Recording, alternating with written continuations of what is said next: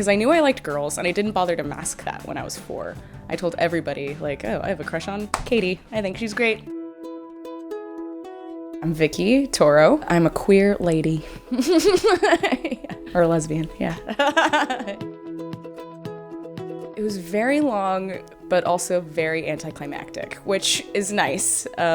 So I'm first generation American. My mom's Korean, my dad's Dominican. I figured out that I liked girls when I was 4. I found out that was called being gay when I was 7. For about 7 more years, I started to hide it because we moved around to military bases, predominantly or Latin American countries. So, but I was 14, I decided, I have to do something. I thought, before deciding what those next steps would be, I would come out to my oldest sister first because she was the smartest person I knew and I also trusted her a lot. Fortunately, all she said when I came out to her was that there was nothing wrong with me.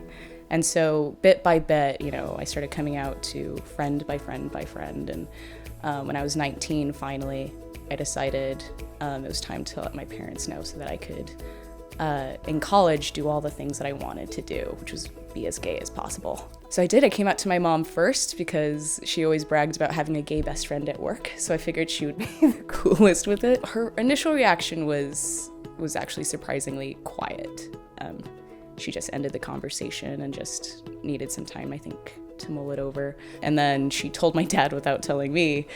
And my dad, this 30-year Army colonel guy, immediately just said, we love you. I think the biggest takeaway I got was that no one was surprised. I was gay, everybody was cool with it, and then, and it was just really easy. I was really lucky.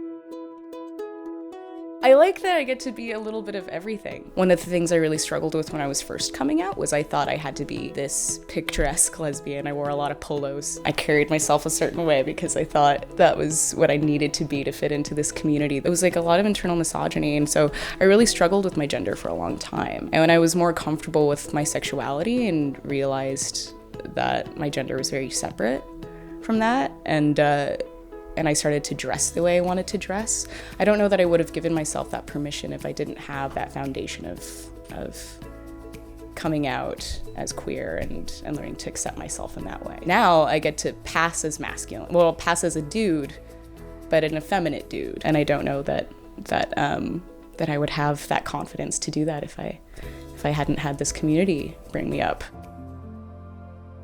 Lately, I've noticed that most of the women I date are bi or pansexual. Usually on either the first or second date, every one of them has felt the need to come out to me. And not just say in passing that they're bi, but they're like, look, I have something to tell you. And then afterwards they explain it's because a lot of lesbians aren't really comfortable with that. I mean, that's always been around since I came out.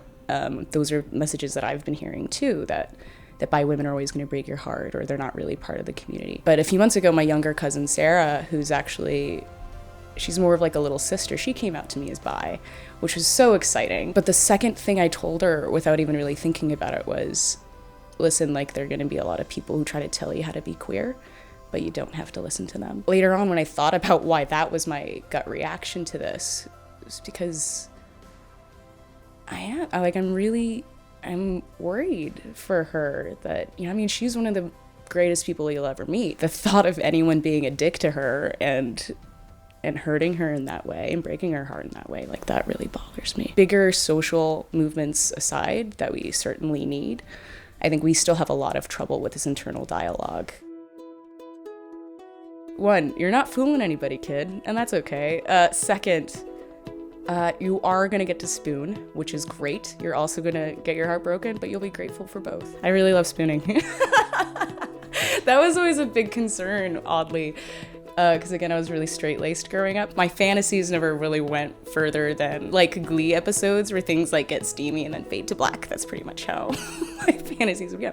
So I was really fixated on the possibility of finally getting to big spoon. 3rd, you're not as weird as you think you are. 4th, I don't know, always say yes to dancing. And 5th, coming out, it shouldn't be about making sure everyone still loves you. It's about making sure you're the kind of person you can love.